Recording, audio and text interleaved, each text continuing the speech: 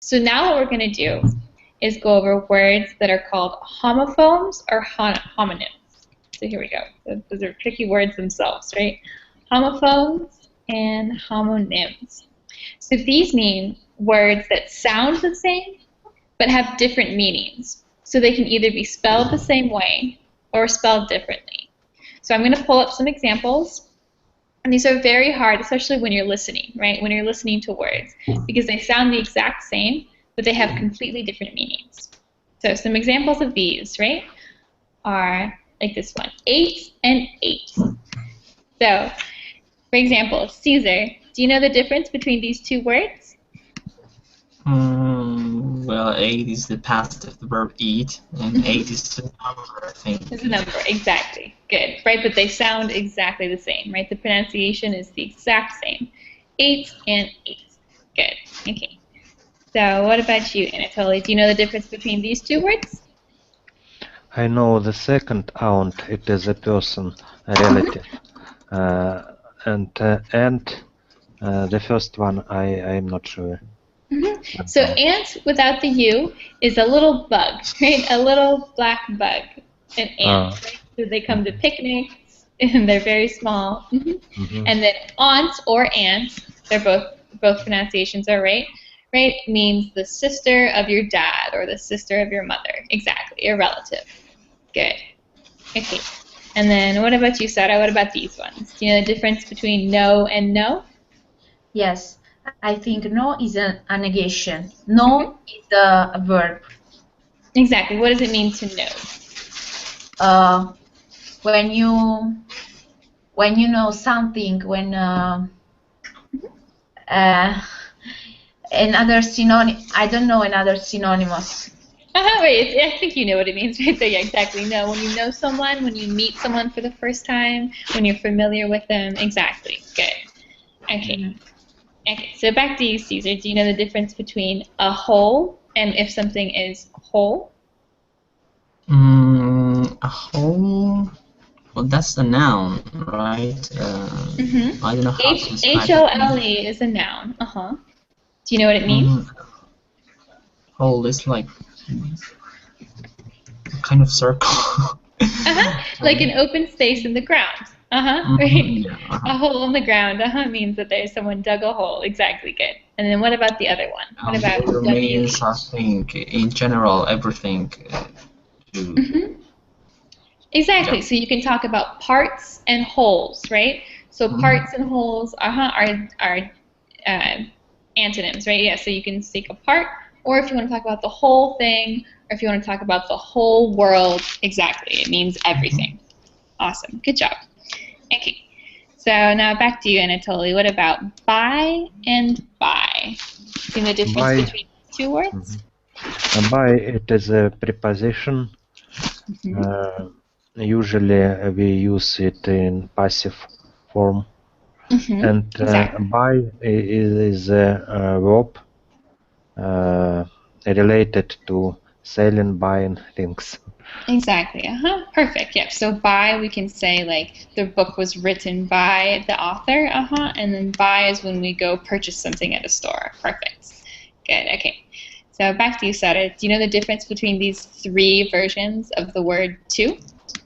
Yeah. The first is a preposition. For example, I go to the church.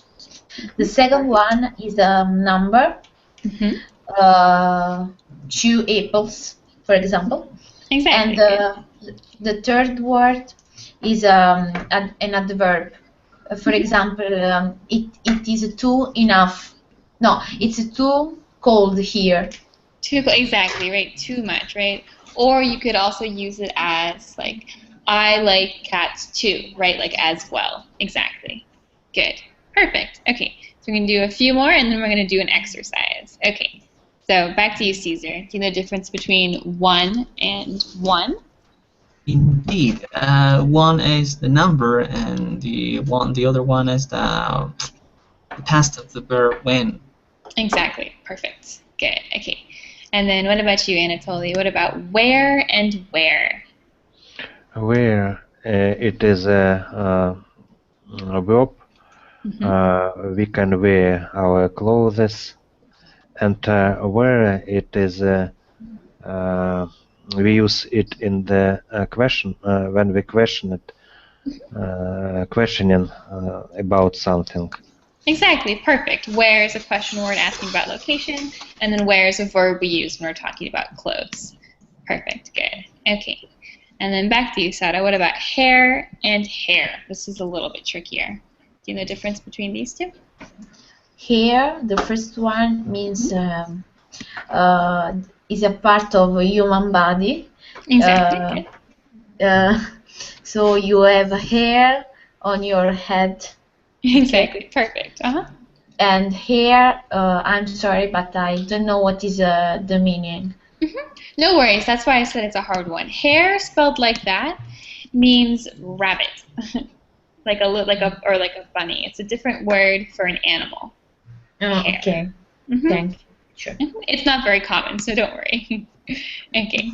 And then the next one. Okay, so your and your. What about you, Caesar? Do you know the difference between these two? Well, the first one is the possessive adjective, I think. Exactly. So if you own something, exactly. So if it's your hair on your body, right, or your car, exactly. And the other is the contraction between the subject and the verb to be, your. You are, Yours. exactly. Yeah. Perfect. Good. Okay. Awesome. Okay. And Anatoly, what about these three versions of there? There, there, and there. What's the difference? Yes. There they use it in construction, like there is a table, for example, there is a computer. And Okay, right. there it is related with something which belong to somebody. Exactly. Usually So plural, in exactly. Plural plural, possessive. plural Good. possessive, yes. And there it is two words. They, it is pronounced. A pronoun. Good. Pronoun, and are, it is auxiliary verb. Perfect. Awesome. Good job. And then the last one, we've got our and our. Oh, and we have a new student. Welcome to class, Kevin. Kevin, can you hear and see okay? Kevin? Welcome. Nope. Can you hear and see everyone okay? Kevin? Okay, well, we'll see.